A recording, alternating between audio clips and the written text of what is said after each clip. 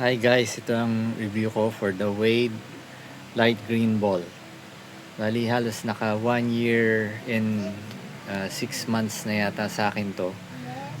May mga konting mga scruffs na, medyo natatanggal na yung mga balat.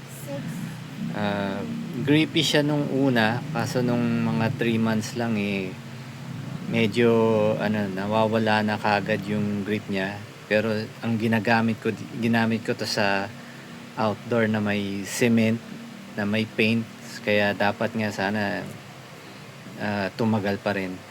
Ang size niya medyo 0.1 inch lang, na hindi ganong pasok sa standard, mga 29.4. Pero okay na rin yun kung gusto niyo medyo shoot ng 3 point na marami, dahil medyo maliit yung bola kaysa sa standard size. So medyo makakatulong yun.